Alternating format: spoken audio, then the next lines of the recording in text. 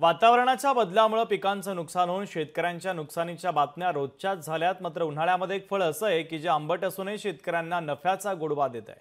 प्रति एकर मागे 8 ते 10 हजार रुपयांचा नफा होत असल्याने उत्पादकांमध्ये आनंदाचं वातावरण आहे। पाहुयात शेतकऱ्यांना प्रोत्साहन देणारा हा खास रिपोर्ट।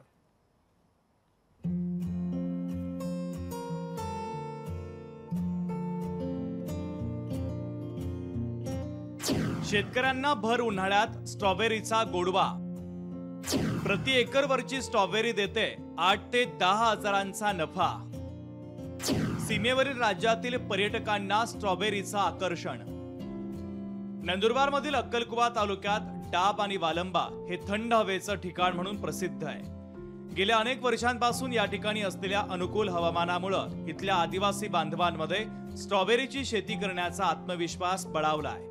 त्यात शेती करण्याची त्यांची नाविन्यपूर्ण पद्धत ही भर उन्हाळ्यात देखील स्ट्रॉबेरीचं पीक खुलावून लावते आहे। तर साधारणतः अर्धा एकर, 1 एकर किंवा त्यापेक्षा कमी जागेत हे पीक घेता येतं। ऑक्टोबर महिन्यामध्ये लागवड केल्यानंतर 50 दिवसांनी स्ट्रॉबेरीचं फळ यायला देखील सुरुवात होते।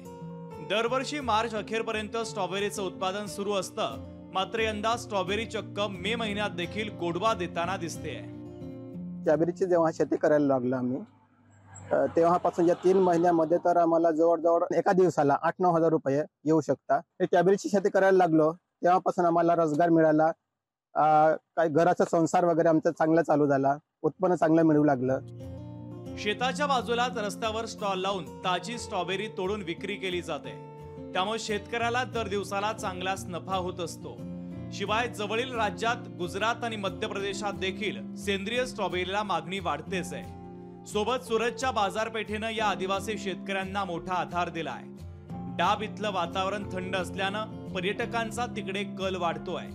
या ठिकाणी पर्यटक हाताने स्ट्रॉबेरी तोडून तिच्या आंबट गोड चवीचा आनंद घेताना दिसतात। इथली स्ट्रॉबेरी एकदम फेमस आहे आणि खायलाही गोड आहे आणि स्ट्रॉबेरी एकदम फेमस आहे।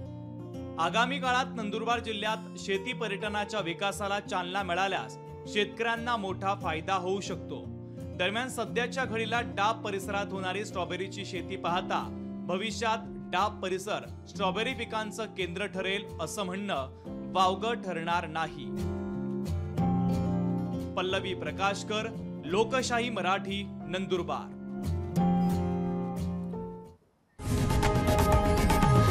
लोकशाही मराठी ऐका, पहा, जागरूक रहा।